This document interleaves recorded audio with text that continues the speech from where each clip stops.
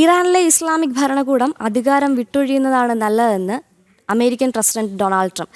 കഴിഞ്ഞ 47 വർഷത്തോളമായി ഇറാനുമായി ചർച്ചകൾ തുടരുകയാണ്. ഇതിനിടെ നിരവധി ജീവനുകൾ പൊലിഞ്ഞു. അക്കാരണത്താൽ തന്നെ ഇസ്ലാമിക് ഭരണകൂടം പ്രതീക്ഷ നൽകുന്നില്ല. ആണവധാരണ ഇല്ലാത്തതുകൊണ്ട് മറ്റൊരു വിമാനവാഹിനി കപ്പൽ കൂടി ഇറാൻ തീരത്തേക്ക് അയക്കുമെന്നാണ് ട്രംപിന്റെ വിശദീകരണം. ഭരണകൂട മാറ്റത്തിൽ തീരുമാനമെടുക്കേണ്ടത് ഇറാനിലെ ജനതയെന്നും ഡൊണാൾഡ് ട്രംപ് പറഞ്ഞു. Well, it seems like that would be the best thing that could happen.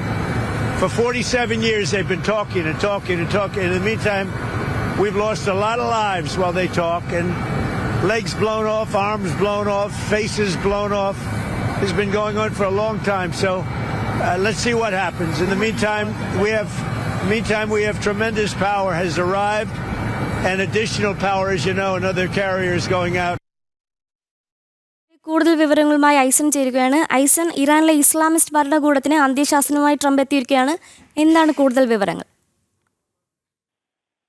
Amrita, തീർച്ചയായും ഇസ്ലാമിക ഭരണകൂടം അധികാരം വിട്ടൊഴിയുന്നതാണ് നല്ലത് എന്ന നിലപാട് വളരെ കൃത്യമായി ട്രംപ് ഒരു പുറത്തുള്ള സംവിധാനത്തിൽ, അതല്ലെങ്കിൽ പരസ്യമായി പറയുന്ന ഒരു സാഹചര്യമാണ് ഇപ്പോൾ ഉണ്ടായിരിക്കുന്നത്. സ്വാഭാവികമായും നമുക്കറിയാവുന്നതാണ്, ഇസ്ലാമിക ഭരണകൂടം അധികാരം വിട്ടൊഴിയുന്നതിന് അവിടെയുള്ള ജനങ്ങൾ തന്നെ പ്രക്ഷോഭങ്ങൾ നടത്തണമെന്ന നിലപാടെല്ലാം തന്നെ നേരത്തെ അറിയിക്കുകയും ചെയ്തിരുന്നു.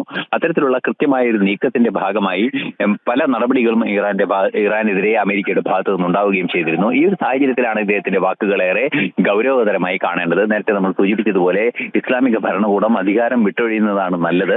47 വർഷത്തോളമായി പല കാര്യങ്ങളിലും ചർച്ചകൾ തുടരുകയാണ്. ഈ ചർച്ചകൾ തുടർന്നുകൊണ്ട് പ്രത്യേകിച്ച് ഒരു പ്രയോജനം ഉണ്ടാകുന്നില്ല എന്ന് തന്നെയാണ് ട്രംപ് ഇപ്പോൾ മാധ്യമങ്ങളോട് വിശദീകരിക്കുകയും ചെയ്തത്. അതുപോലെ തന്നെ മറ്റൊരു നിർണായക കാര്യം കൂടി അദ്ദേഹത്തിന്റെ ഭാഗത്തു നിന്നുണ്ടായിരിക്കുന്നത്, ഈ 47 വർഷത്തോളമായി ഇത്തരത്തിൽ ചർച്ചകൾ തുടർന്നിട്ടും നിരവധി ജീവനുകൾ പൊലിഞ്ഞിട്ടും യാതൊരു പ്രയോജനവും ഉണ്ടാകുന്നില്ല. അതിന് കാരണം ഒരു പരിധിവരെ ഇസ്ലാമിക ഭരണകൂടം തന്നെയാണ് എന്ന ഒരു വിശദീകരണം തന്നെയാണ് അദ്ദേഹത്തിന്റെ ഭാഗത്തു നിന്നുണ്ടാകുന്നത്. മറ്റൊരു പ്രധാന വിഷയം അദ്ദേഹം എടുത്തു പറയുന്നത്, ഇനിയും വിമാനവാഹിനി കപ്പലുകൾ ആ പ്രദേശത്തേക്ക് അയക്കുന്നതിനുള്ള നീക്കങ്ങളുണ്ട്. ആണവധാരണയിൽ വൈകാതെ തന്നെ എത്താനുള്ള ഒരു നീക്കം ട്രംപിന്റെ ഇറാന്റെ ഭാഗത്തു നിന്നുണ്ടായില്ലെങ്കിൽ ട്രംപ് ഇനിയും വിമാനവാഹിനി കപ്പലുകൾ അങ്ങോട്ട് അയക്കാനുള്ള നീക്കങ്ങളുണ്ട് എന്ന് തന്നെയാണ് അദ്ദേഹം അറിയിച്ചത്. അതിന്റെ ഭാഗമായി ഒരു വിമാനവാഹിനി കപ്പൽ കൂടി ആ പ്രദേശത്തേക്ക് എത്തുമെന്ന് തന്നെയാണ് അറിയാനും സാധിക്കുന്നത്. ഇതിലും ഒരു സൂചനകൾ നമുക്ക് മനസ്സിലാക്കാൻ സാധിക്കുന്നത്, ആണവധാരണയിൽ എത്തുന്നതിന് കൂടുതൽ സമ്മർദ്ദം ചെലുത്തുക എന്നത് ഒരു വശത്തും, അതുപോലെ തന്നെ ആണവധാരണയിൽ എത്താനുള്ള നീക്കങ്ങൾ ഇറാന്റെ ഭാഗത്തു നിന്ന് കാര്യക്ഷമമായി ഉണ്ടാകുന്നില്ല എന്നൊരു യാഥാർത്ഥ്യവും നിലനിൽക്കുന്നുണ്ട്.